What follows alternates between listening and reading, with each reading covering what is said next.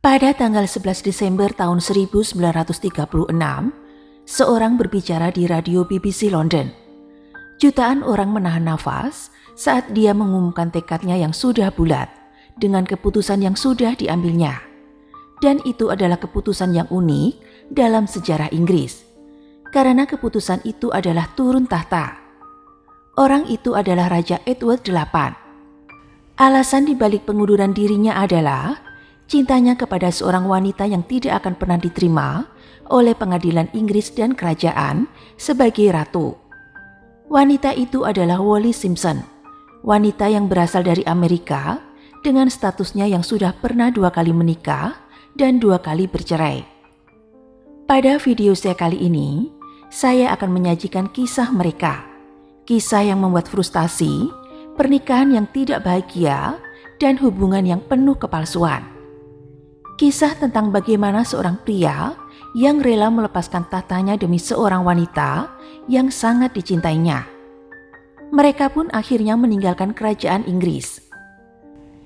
Kisah ini hampir mirip dengan kisah cinta antara Pangeran Henry dengan Meghan Markle dari Inggris, di mana Pangeran Henry rela melepaskan status bangsawannya dan rela pergi dari lingkungan kerajaan Inggris demi cintanya kepada seorang wanita yang bernama Meghan Markle. Tetapi di sini saya tidak akan membahas kehidupan Pangeran Henry dan Meghan Markle. Tetapi saya akan membahas kisah perjalanan cinta antara Edward VIII dengan Wallis Simpson, di mana kisah mereka sangat menarik untuk dibahas. Langsung saja yuk ikuti kisahnya sampai selesai.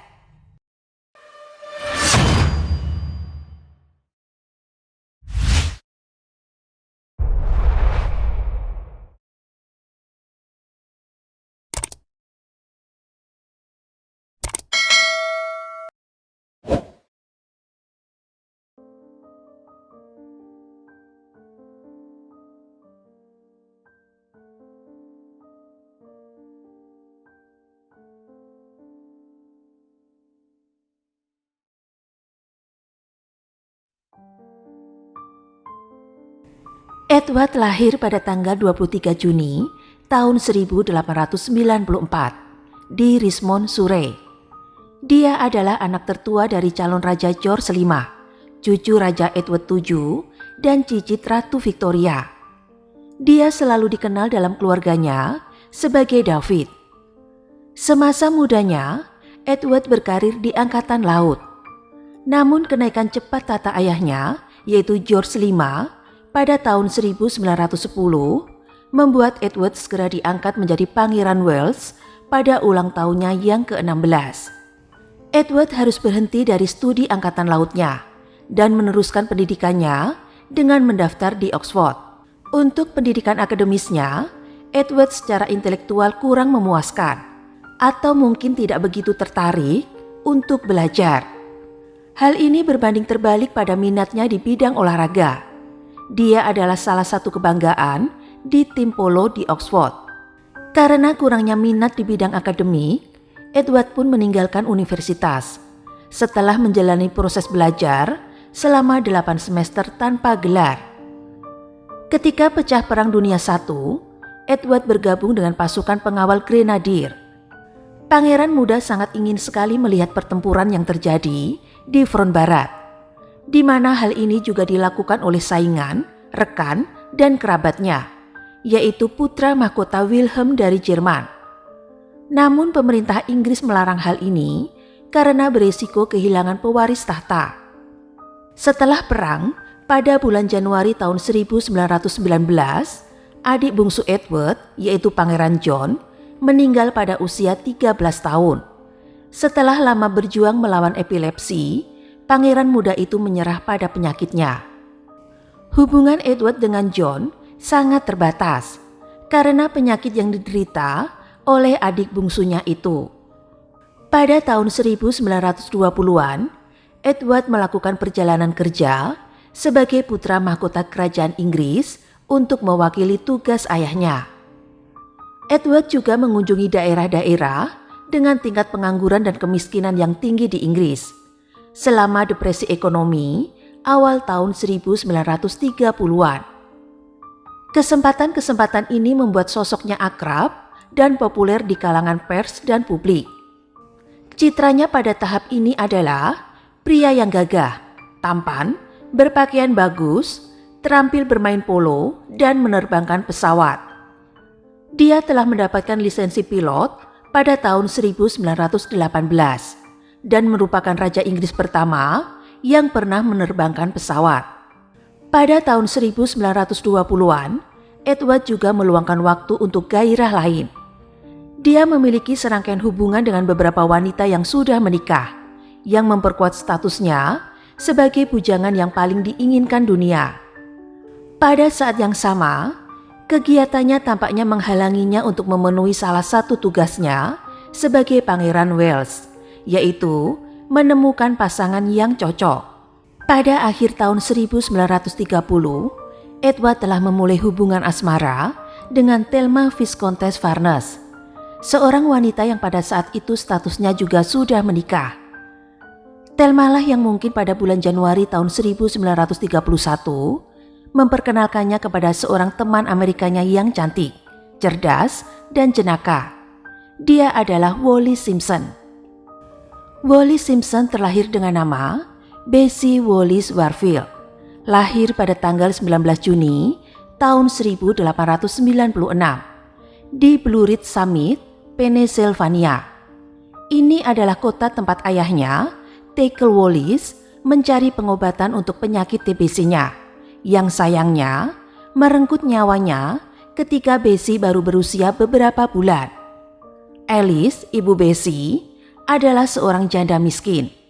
Tetapi untungnya dia diterima oleh Solomon, saudara kaya mendiang suaminya yang tinggal di Baltimore. Solomon juga membiayai pendidikan Bessie Wallis di sekolah swasta khusus perempuan. Sebagai seorang gadis yang sudah beranjak remaja, dia tumbuh sebagai gadis yang supel dan periang. Dia juga memiliki wajah yang menarik dan mulai mengenal rasa suka terhadap lawan jenisnya. Dia jatuh cinta dengan dua gurunya dan juga mempunyai beberapa pacar. Dalam beberapa suratnya, mereka menggambarkan Wallis sebagai ayam hutan kecil yang cantik. Setelah lulus, Wallis berkencan dengan banyak pria tampan, meskipun tidak kaya atau sangat tampan, menurut standar pada waktu itu.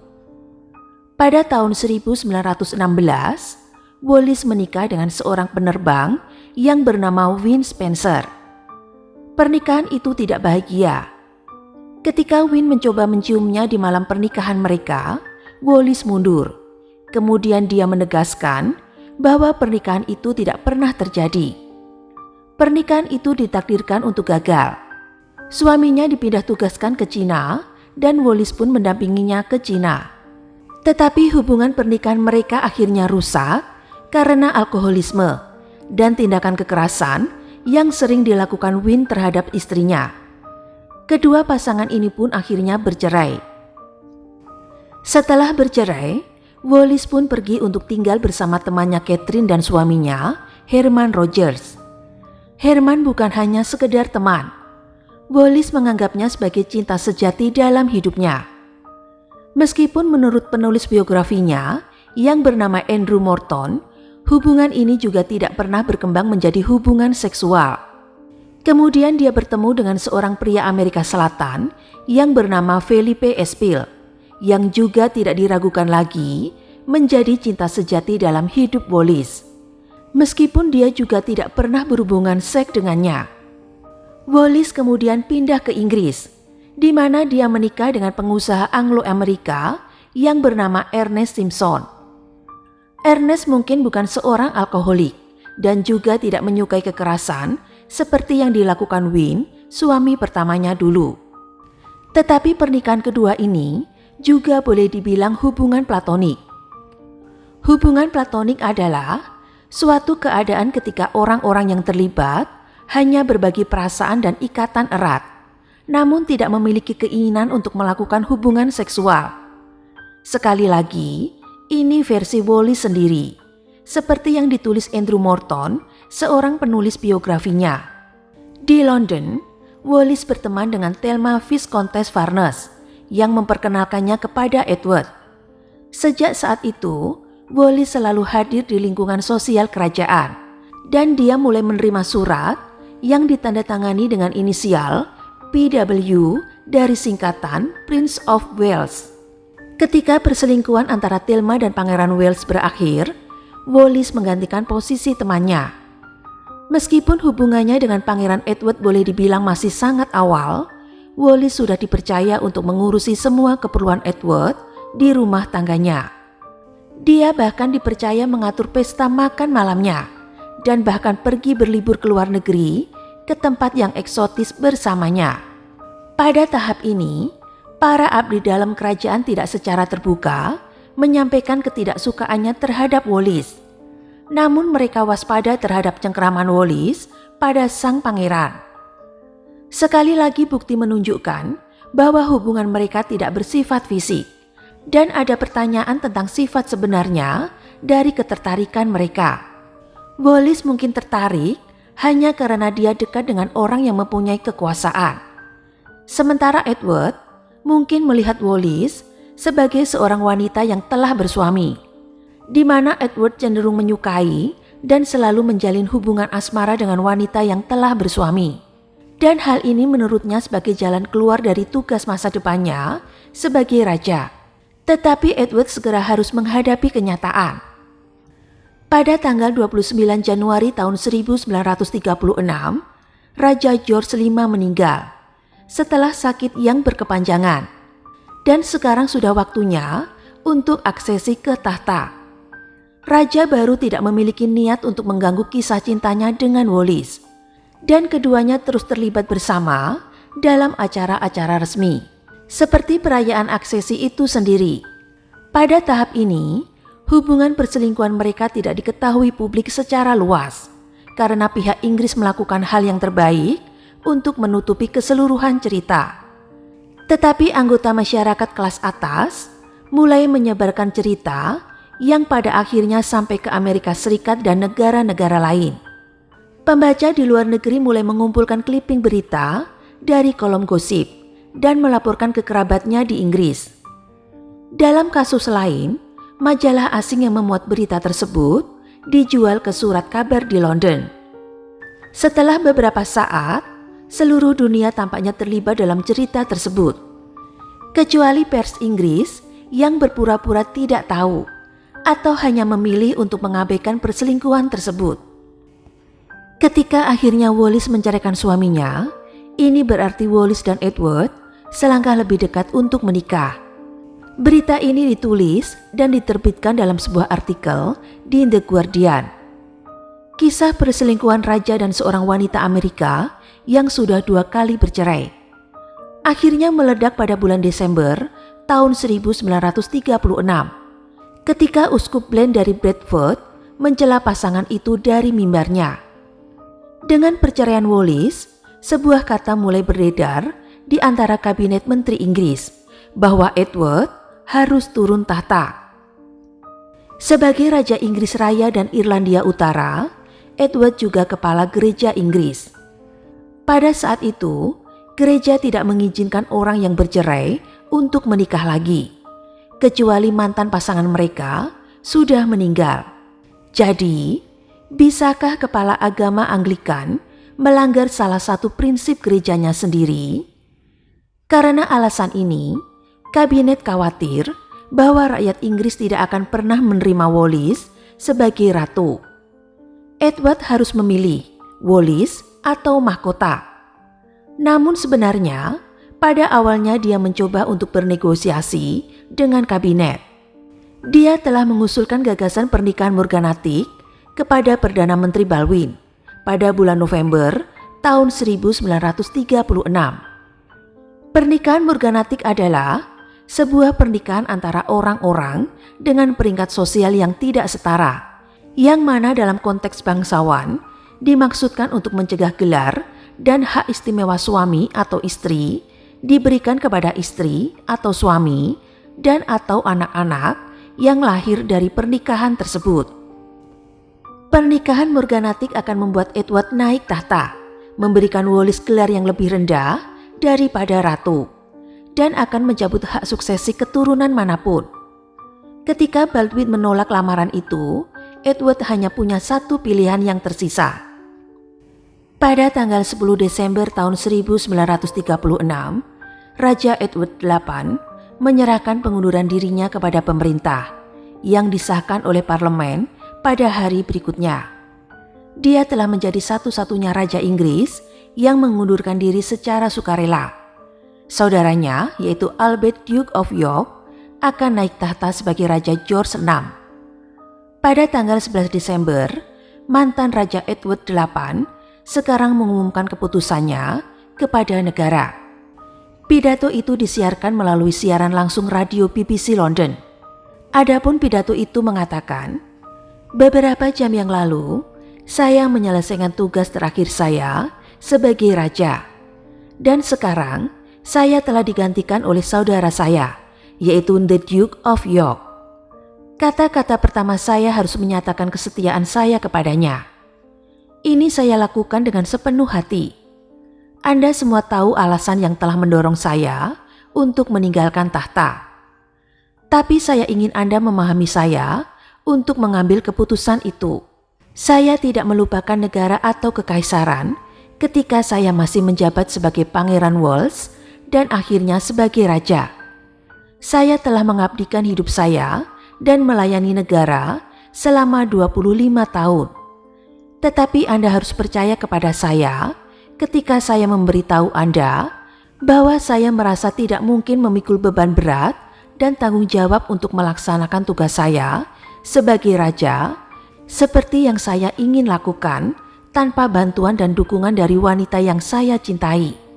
Dan saya ingin Anda tahu bahwa keputusan yang saya buat adalah murni keputusan saya sendiri. Ini adalah hal yang harus saya nilai sepenuhnya untuk diri saya sendiri. Orang lain yang paling peduli terhadap saya telah mencoba sampai akhir untuk membujuk saya untuk mengambil jalan yang berbeda. Bagian ini benar, meskipun pada saat itu hanya sedikit yang mempercayai kata-kata Edward. Wallis merasa ngeri pada gagasan bahwa Edward turun tahta untuknya. Dia pun mencoba membujuknya untuk tidak melakukannya. Menurutnya, hubungan mereka hanya sebatas perselingkuhan, bukan cinta sejati. Wallis sendiri masih mencintai Philip dan Herman. Tapi begitu pengunduran diri diumumkan, dia merasa berkewajiban untuk menjalani sandiwara itu dan menikahi Edward, yang sekarang bergelar Duke of Windsor. Penulis biografi Andrew Morton mengungkapkan bahwa pada hari sebelum pernikahan, Wallis memohon kepada Herman, satu-satunya cinta sejatinya, untuk membuatnya hamil. Ini tidak akan mungkin terjadi karena operasi bedah sebelumnya yang pernah dilakukannya telah membuat Wallis tidak memungkinkan untuk bisa hamil. Walau bagaimanapun, Herman menolak permintaannya. Edward dan Wallis menikah pada tanggal 3 Juni tahun 1937 di Château de Candé, dekat Tours, Prancis. Sebuah artikel Guardian pada masa itu melaporkan bahwa Herman Rogers hadir di pernikahan Wallis dan disebutkan bahwa dia sangat aktif pada upacara tersebut. Dia menjadi tuan rumah bagi pengantin pria, mengantar Wallis ke altar, dan bahkan menyampaikan pidato kepada pers atas nama Edward dan meminta pers untuk menghormati privasi bagi pasangan pengantin itu. Berdasarkan apa yang kita ketahui hari ini tentang hubungan Wallis dan Herman, seluruh pernikahan pasti terasa sangat canggung bagi kedua jiwa itu. Bagaimanapun, pernikahan itu telah disahkan, dan pengantin baru pergi untuk berbulan madu 3 bulan ke Austria. Sekali lagi berdasarkan catatan Morton, pernikahan ketiga Wallis tetap tidak berjalan dengan sempurna. Selama 2 tahun berikutnya, Wallis dan Edward atau Duke of Windsor sebagian besar tinggal di Prancis. Hubungan antara mereka dan keluarga kerajaan sangat tegang. Edward sangat marah pada adiknya, yaitu Raja George VI, karena menolak menyebut Wallis sebagai yang mulia. Di sisi lain, George melarang saudaranya untuk kembali ke Inggris. Hubungannya dengan pengadilan dan dengan kabinet memburuk ketika Duke of Windsor mengunjungi Jerman pada bulan Oktober tahun 1937. Alasan resmi kunjungan itu adalah agar Edward mempelajari lebih lanjut tentang kebijakan ketenagakerjaan dan perumahan penduduk. Sebenarnya Edward diperlakukan sebagai Pangeran Wales, tetapi dia juga ingin Wallis diperlakukan sama seperti dirinya. Dia juga tahu bahwa kepemimpinan Jerman terlalu bersemangat untuk menggelar perayaan. Selain itu, dia melihat dirinya sebagai penengah antara hubungan Inggris dan Jerman. Selama kunjungan mereka, Duke of Windsor bertemu dengan Göring, Menteri Luar Negeri von Ribbentrop, Goebbels, Himmler, dan Rudolf Hess. Mereka bahkan menghabiskan 2 jam dengan Führer atau Hitler. Dan ketika Duke of Windsor difoto, dia menggerakkan tangannya, memberikan salut nasi. Pemerintah Inggris melihat ini sebagai hal yang memalukan. 2 tahun kemudian, setelah deklarasi perang terhadap Jerman, Edward diangkat menjadi perwira penghubung Angkatan Darat Prancis. Ketika Jerman akhirnya menyerbu pada bulan Mei tahun 1940, Edward melarikan diri ke Prancis Selatan, kemudian ke Spanyol sebagai negara netral, dan akhirnya ke Portugal pada bulan Juli. Perdana Menteri baru, yaitu Winston Churchill, sangat ingin membawa Duke of Windsor pulang ke Inggris sesegera mungkin. Tetapi Duke menunda proses karena dia ingin merundingkan jabatan yang sesuai dengan pangkatnya dan status kerajaan untuk Wallis. Dengan kata lain, pengakuan status kerajaan mereka. Sementara itu, Jerman bersekongkol untuk menguasai Duke of Windsor. Dalam rencana mereka, jika invasi terhadap Inggris berhasil, Edward akan menjadi raja yang bisa diajak bekerja sama dengan baik. Teori mereka dikonfirmasi oleh laporan intelijen yang terbang dari Madrid dan Lisbon yang menurutnya Duke of Windsor berbicara keras menantang Churchill dan menentang perang ini. Dan Duke yakin bahwa jika dia tetap berada di atas tahta, perang akan dapat dihindari, dan menggambarkan dirinya sebagai pendukung kuat kompromi damai dengan Jerman. Telegram dari Lisbon melanjutkan dengan catatan jahat bahwa Duke yakin dengan pasti bahwa pengeboman berat yang berlangsung terus-menerus akan membuat Inggris siap untuk perdamaian. Sebuah gambaran dugaan keluarga kerajaan Inggris didasarkan pada gagasan ini, bahwa Edward mungkin telah mengilhami pengeboman berdarah terhadap sasaran sipil di Inggris. Ini tidak diverifikasi dan tentunya tidak membutuhkan komentar lewat ini untuk menginspirasi rencana strategis mereka. Apa yang dapat kita katakan dengan lebih pasti adalah bahwa Edward berpotensi pro-Nazi. Churchill menyadari bahaya deklarasi Edward dan mengeluarkan perintah untuk mengawasinya. Jangan sampai dia berbicara menentang upaya perang sekutu kepada pers. Dia bahkan mengirimnya peringatan langsung, memerintahkannya untuk tidak menyebutkan pandangan apapun dalam perang atau tentang Jerman atau tentang Hitlerisme yang berbeda dari yang dianut oleh bangsa dan parlemen Inggris. Tetapi taktik penundaan Edward terus berlanjut. Solusi utama Churchill adalah membawa Edward sejauh mungkin dari Eropa dengan mengangkatnya sebagai gubernur Bahama. Tetapi Edward menolak, mengklaim Bahama sebagai koloni Inggris kelas 3 dan mempertimbangkan untuk kembali ke Spanyol sebagai tamu Franco. Von Ribbentrop mengambil keuntungan dari situasi yang mengalami jalan buntu ini dan mengirim tawaran eksplisit kepada Edward. Tawaran itu adalah Jerman bertekad untuk memaksa Inggris berdamai dengan segala cara kekuasaan. Dan atas kejadian ini akan siap untuk mengakomodasi keinginan apapun yang diinginkan oleh Duke of Windsor, terutama dengan pandangan terhadap pengangkatannya kembali di atas tahta Inggris. Tawaran ini tidak mendapat persetujuan segera, tetapi juga bukan penolakan mentah-mentah. Seorang agen Jerman melaporkan bahwa Duchess Windsor tampaknya mempertimbangkan proposal ini dengan sangat serius. Tetapi ini tidak cukup untuk Berlin. Jerman perlu membawa Edward kembali supaya dapat mengendalikan mereka dengan lebih baik. Oleh sebab itu, mereka meluncurkan operasi rahasia dengan nama Sandi Willy untuk memastikan bahwa Duke of Windsor dapat tunduk pada keinginan mereka. Kepala kantor intelijen Nazi yaitu Walter Schellenberg pergi ke Lisbon untuk melaksanakan rencana tersebut. Tetapi operasi rahasia Jerman ini diketahui oleh Miguel Primo de Rivera, seorang nasionalis Spanyol yang sangat dekat dengan Franco. De Rivera memberitahu Duke of Windsor bahwa mereka telah mendengar rencana bahwa Inggris telah mengirim intelijennya untuk membunuh mereka dan mendesak mereka untuk mencari perlindungan ke Spanyol. Akhirnya rencana operasi rahasia Willy untuk membawa pulang Edward ke Jerman telah gagal. Winston Churchill mengancam Duke dengan pengadilan militer jika dia menolak untuk menerima jabatan di Bahama. Edward bagaimanapun juga adalah Mayor Jenderal Angkatan Darat dan tunduk pada peradilan militer. Duke of Windsor akhirnya berangkat ke Bahama pada tanggal 1 Agustus tahun 1940. Duke mungkin masih waspada dengan peringatan dari de Rivera. Oleh sebab itu, dia mempekerjakan seorang detektif Scotland Yard untuk perlindungan pribadi.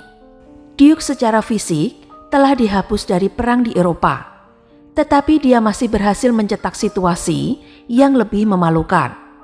Pada akhir tahun 1940 misalnya, ketika diwawancarai oleh sebuah majalah Amerika, dia berkata, "Tidak akan ada revolusi di Jerman dan akan menjadi hal yang tragis bagi dunia jika Hitler digulingkan.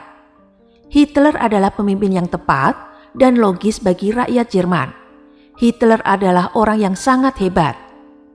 Sebagai gubernur Bahama, Edward tidak menyukai pekerjaan itu, tetapi dia melakukan pekerjaan yang baik di sana. Duke menaikkan upah bagi orang Bahama dan mempromosikan rencana untuk mengentaskan kemiskinan. Tetapi sesuai dengan karakternya, dia tidak bisa menahan kesalahan lainnya. Saat dia membahas masalah sosial ini, dia menyalahkan mereka pada pria keturunan Yahudi Eropa Tengah yang telah mendapatkan pekerjaan sebagai alasan untuk mendapatkan penundaan wajib militer. Laporan lengkap tentang seluruh hubungan antara Edward dengan Nazi Jerman dikumpulkan setelah perang dengan apa yang disebut File Windsor. Sebagian besar bagaimanapun tetap diklasifikasikan dan untuk saat ini kita tidak akan tahu sejauh mana simpati Duke atau bahkan hubungannya dengan Nazi. Apa yang kita ketahui adalah pernyataan publik dan wawancaranya pada masa itu. Pada tahun 1950, dia menyalahkan Perang Dunia II terjadi karena ulah para politisi. Di antaranya adalah anti-asis di Inggris, Roosevelt, dan orang-orang Yahudi. Pada tahun 1966, ia mengatakan kepada Surat Kabar Amerika, dia mengatakan Inggris seharusnya tidak ikut campur tangan. "Saya pikir kita semua bisa menjadi penjaga pagar, sementara Nazi dan komunis sedang bertarung." Dan secara pribadi, dia menyatakan pandangannya, "Saya tidak pernah berpikir Hitler adalah orang yang buruk." Setelah perang usai, Edward hidup di antara dua negara, yaitu Amerika Serikat dan Perancis. Di luar itu semua, Wallis dan mantan raja menjalani kehidupan yang nyaman dan bahagia berkat tunjangan yang masih diberikan kepada mereka. Tetapi kenyataannya tidak seperti yang terlihat. Seperti yang diungkapkan Andrew Morton dengan meninjau surat-surat Wallis. Edward selalu tergila-gila dan bahkan sangat tergila-gila padanya. Wallis selalu memperlakukannya dengan hormat, setidaknya di depan umum. Dia selalu memanggilnya dengan Duke dan memanggilnya Tuan di depan umum. Tetapi secara pribadi, semuanya sangat berbeda. Dia menghabiskan hari-harinya dengan tidak menyenangkan bagi semua orang di sekitarnya. Perlakuannya sangat dingin, terutama terhadap suaminya yang dia tolak untuk berhubungan intim. Edward sering berkata kepadanya, "Apakah saya akan pergi tidur sambil menangis lagi malam ini?" Menurut Morton, semua yang mereka bagikan di depan publik hanyalah palsu belaka. Wallis tidak pernah melupakan kebenaran cinta sejatinya, cintanya untuk Felipe, dan terutama cintanya untuk Herman. Banyak surat-surat yang ditemukan oleh Morton sebenarnya ditujukan kepada Herman. Ketika Felipe dan Herman meninggal dunia, hati Wallis sangatlah hancur. Dia pun mundur dari panggung dunia dan mengabaikan suaminya. Edward hanya beberapa kali melakukan kunjungan singkat ke Inggris setelah perang. terutama untuk menghadiri pemakaman anggota keluarga. Hubungan dengan keluarga kerajaan tetap tegang dan jauh. Kesehatannya pun mulai memburuk. Dan pada awal tahun 1970-an, Edward didiagnosis menderita kanker tenggorokan. Selama masa-masa krisisnya pada tanggal 28 Mei tahun 1972, mantan raja dihibur oleh seorang perawat yang merawatnya dengan setia. Dengan nafas terakhirnya dia berbisik, "Wallis, Wallis, dan Wallis." Tapi Wallis tidak ada di sana. Edward meninggal dalam pelukan orang asing, bukan wanita yang dicintainya sampai mati. Setelah kematian Edward, Wallis menetap di Paris. Dia meninggal karena penyakit jantung koroner pada tanggal 24 April tahun 1986. Tanpa ahli waris atau kerabat. Dia meninggalkan tanah miliknya ke lembaga penelitian Pasteur. Wallis meninggal dalam kesendirian. Di masa hidupnya, dia pernah menjadi sosialita terkenal. Dia digambarkan sebagai salah satu wanita berpakaian terbaik di dunia. Itu tadi kisah sedih di abad ke-20 tentang kehidupan Edward VIII dengan wanita pujaan hatinya, yaitu Wallis Simpson. Kalau kita berbicara politik, mengingat apa yang diketahui bahwa Edward VIII berpotensi pro-Nazi. Apa yang terjadi jika Jerman mendukungnya untuk kembali menjadi raja? Mungkinkah perpanjangan masa pemerintahan Edward VIII telah mengubah jalannya sejarah? Bagaimana Perang Dunia Kedua akan terjadi dengan skenario seperti itu? Silakan tulis pendapat teman-teman di kolom komentar.